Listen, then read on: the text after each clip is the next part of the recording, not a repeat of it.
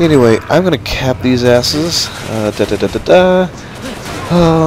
think now is a good time to cover the gun jamming. Holy shit, the gun jamming. Your gun will jam so many times. I hear things like gun jam is like 1,000,001 thing in real life, but if you have 60 pistol rounds in the game for a gun and you have no training for it, it is likely that every 10 shots your gun will jam. It is rather ridiculous to take seriously, but I'm kinda in between on this being an actual fault. On one hand, it is not that realistic, and it happens almost all the time, but on the other hand, it does serve as an interesting gameplay element, like preventing weapons from being too convenient, and it kinda makes a good balancer.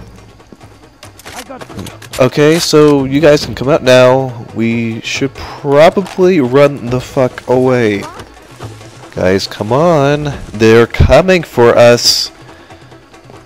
Oh, son of a bitch. Okay, they want me to go in. Quickly, get inside. Whatever. And now, let's see. They were on us like rabid dogs. How long have they been planning this? Help me move this refrigerator. We've got to block the door. Gotta push over the thing. Coming, you know. I mean all of them. And, they want me to stay and fight. You mean we're gonna fight an entire mercenary death squad instead of running while we had the chance? Okay, whatever makes the story more interesting, and will encourage Michele to put out. Okay, they just got here. I'm gonna fucking take some cover. Come on, alright. Alright, it's getting interesting. Come on, get some, alright.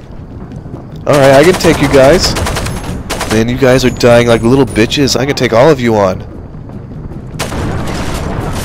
Oh shit, okay, my buddies are going down. Shit, shit, shit. No!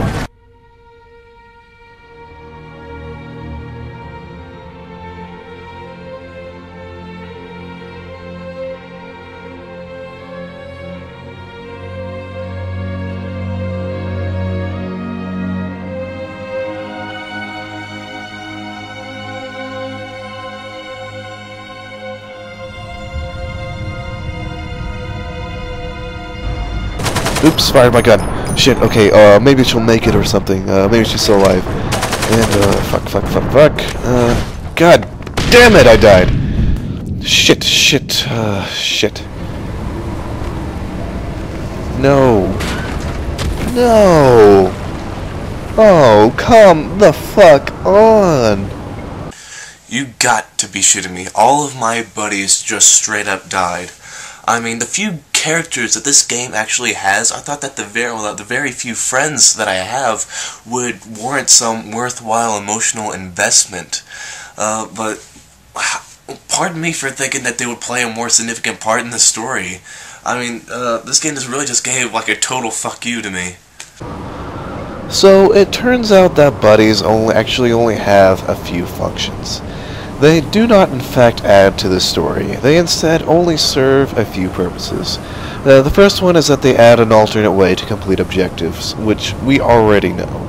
Turns out the point at the alternate objective is that they take longer to beat the mission, but overall it is easier, a detail the game did not tell me. Holy shit, have I been wasting my time. The second point of buddies is to provide a second chance when you die. That is, they bring you back to life if you lose all health, which is actually pretty handy and yields no complaints from me.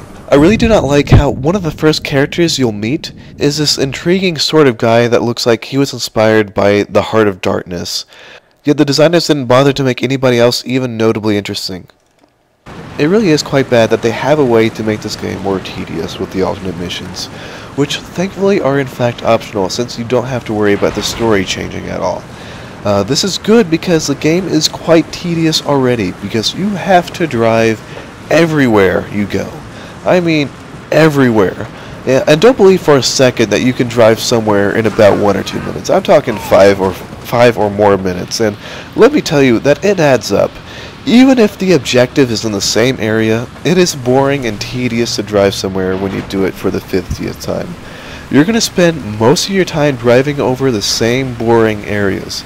It is all an open landscape, so while the environment looks awesome, there really are no gameplay elements that makes going to different parts of the map any more interesting, save for picking up over 200 individual diamonds scattered throughout the entire map. Holy God, does that get boring. But yeah, so going over the gameplay elements, yes, during drives, you will encounter the occasional enemy outpost. And I promise you, you will get tired of fighting these fuckers. You want to drive around them, but they see you rather easily, and they hunt you down.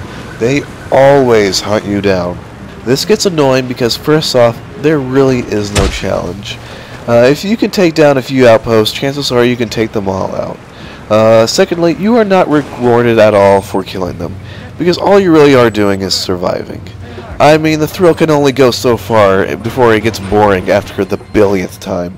By then, you really are just hoping that you would gain some additional benefit, which you don't get. This game just barely saves itself by implementing a quick travel bus system that you can take relatively closer to your objective. And I do mean it saves itself. I would have stopped playing if this was not the case. Something not too important as far as gameplay is concerned is the way you heal yourself. When your health gets a little low, you jam a fucking siret into your palm like nobody's business. When it gets really low, you start bleeding out and have to take longer and more drastic method to save yourself before you die. You do this by jamming pliers into a bullet wound and yanking out the bullet as if lead poisoning was the problem.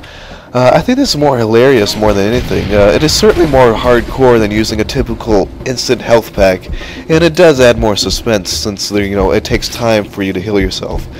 Although something that has always confused me is that when you are in the water and you hold your breath until your health gets low enough that you start bleeding out somehow, to prevent yourself from dying, you have to take out a stick or piece of metal out of your body that gets wedged in there somehow.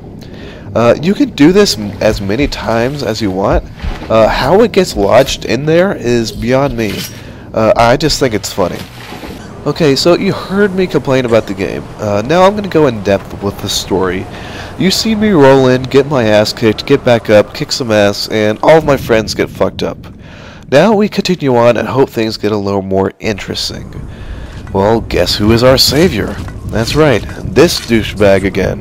The jackal spews a lot of shit about himself and what is going on in Africa, and get this, he starts feeling sorry for the people his guns kill. Let me go back to an earlier part of the game. Do you know I have covered 16 wars across Africa? 16. And every time he has been there, selling his weapons and making a fortune while millions of people suffer and die. 16. He has sold guns that started 16 wars. He is partly responsible for millions of deaths. Seriously, what changed that turned him into such a humanitarian? Was it around the 12th war that made him think that helping people kill each other wasn't such an ethical thing? So a couple vehicles make their way to the place I'm located, and the jackal is scared shitless from them, so he runs away.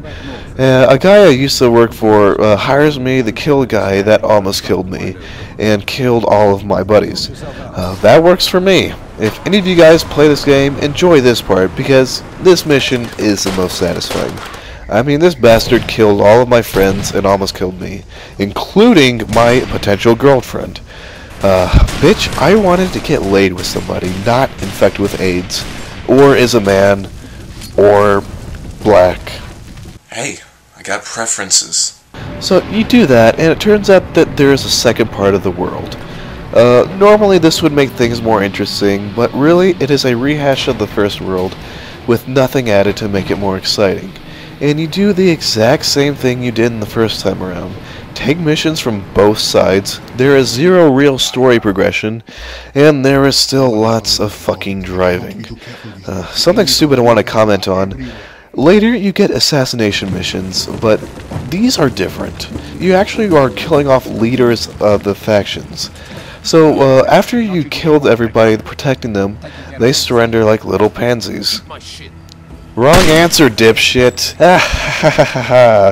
So when you kill one of these guys, the other will make an offer to instead kill the guy that in fact gave you the mission. This involves driving all the way the fuck back to town. And in killing the guy, you violate the ceasefire, making everybody in town want to kill you. What is the incentive in doing this? Nothing! There is no difference in the way the game plays out if you decide to kill the other guy. You don't get any more weapons, you don't get, like, more money, you don't even get an upgrade to your safe house. The game gives you the option to go the extra mile for no reason at all. Well, gee, thanks for the offer. How about this one? How about you die in a fire? Don't worry, when the fire is done, you'll be black like everybody else. If, I don't know, fitting in was a problem.